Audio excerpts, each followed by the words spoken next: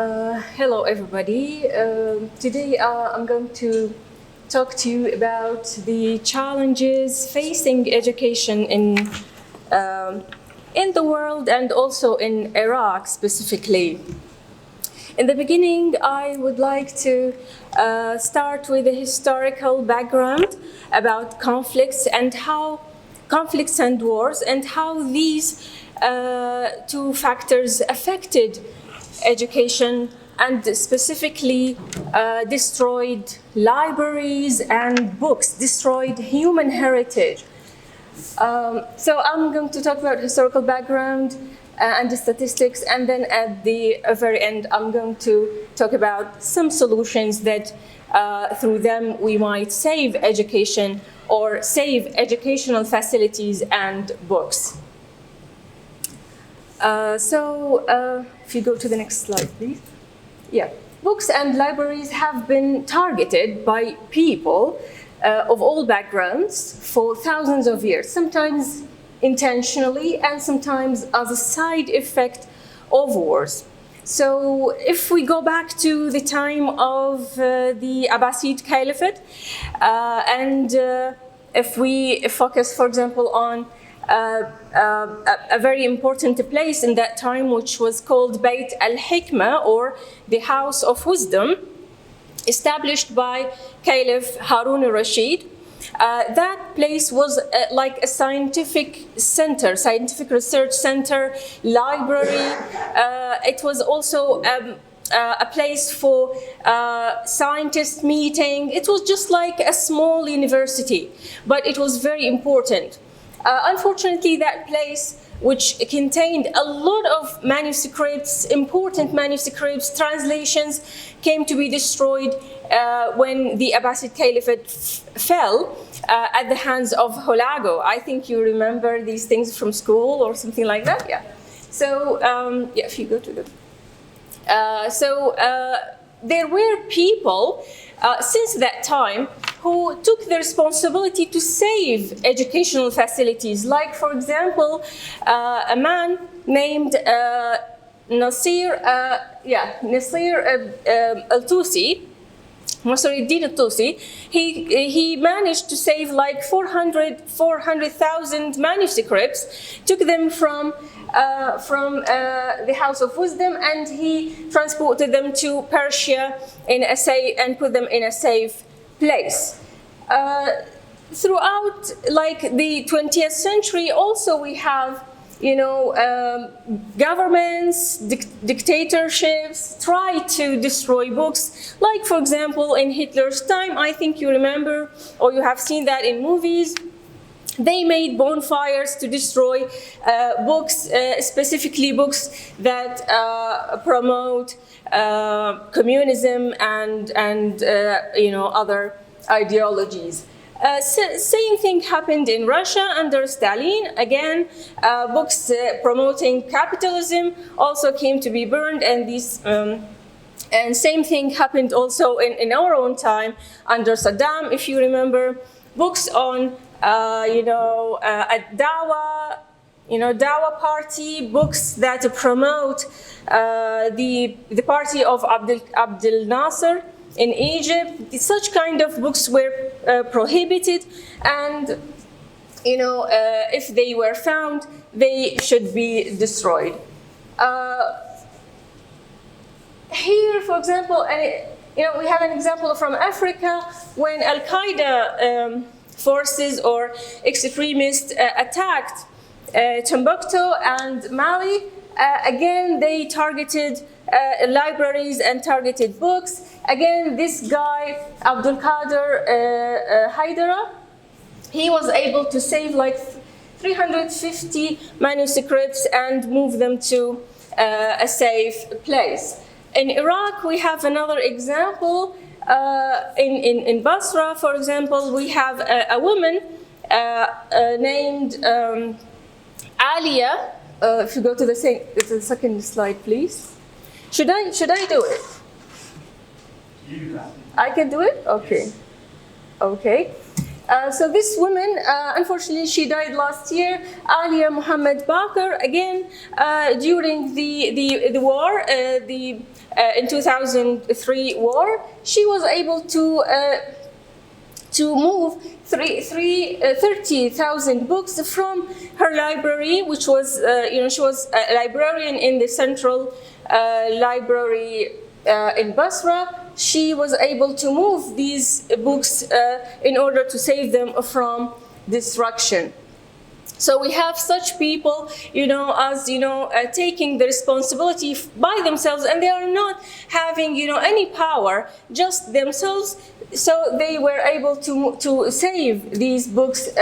By the way, this woman, she was, an inspiration for a writer, Janet Winter. She wrote a child book or children book, and she called it The Librarian of Basra, talking about this woman and what she did in order to save books.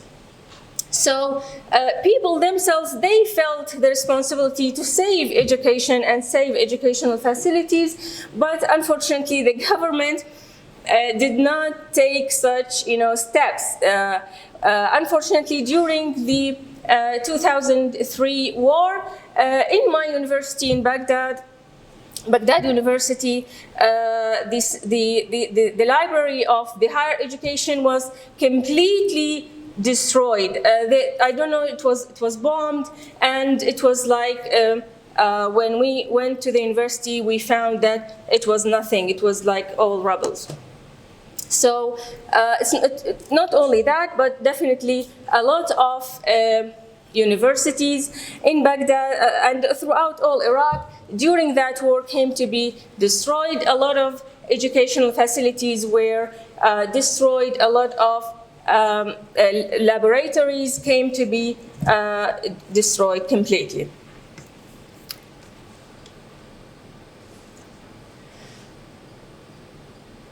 After the fall of Saddam's regime, another phase happened, which was the looting, the riots. The looting activities in Baghdad destroyed much of the educational facilities. People went there and they just started to loot and steal these institutions, including, of course, the National Museum. Lots of artifacts and lots of statues were stolen. So this is part of the damage done to the human heritage, unfortunately.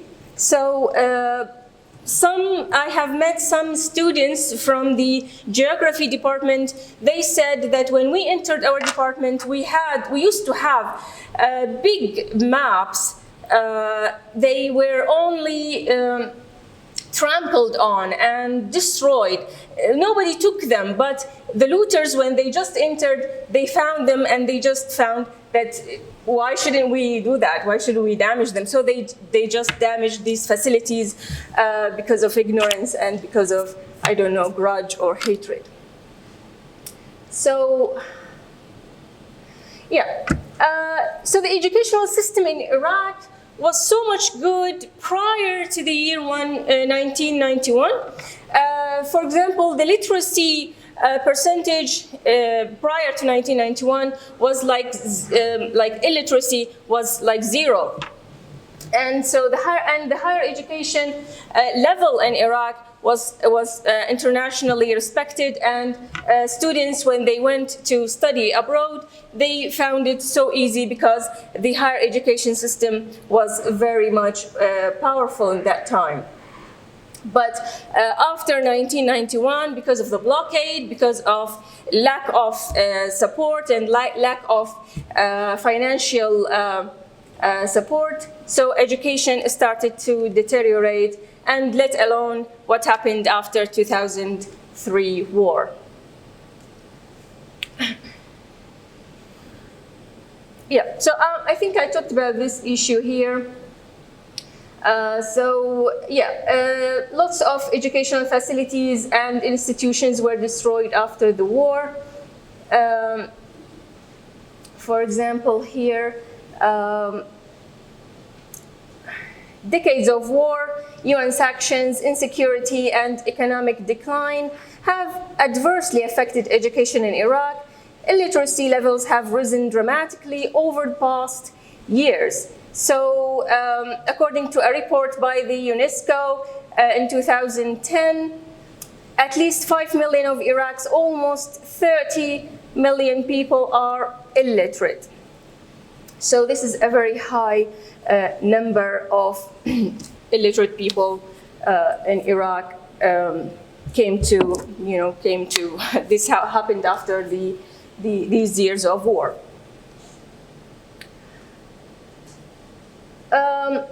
Of course, not only these, during the civil war again in Iraq, a lot of teachers came to be assassinated, a lot of teachers came to be threatened, many of them migrated outside Iraq, so the education sector suffered a lot during that time. Probably we can say that 467 Iraqi professors and lecturers have been assassinated since 2003. And of course, we can't forget what happened because of ISIS attacks in Mosul, in Anbar, in other places in Iraq, and because of them, a lot of people lost access to schools and universities for a long time. So many of them didn't go back to school. So that by itself was a big problem. So some solutions, which I don't think that they are enough, but they might help in saving some educational facilities and some libraries from destruction. So the government should help in this a lot and provide support to education.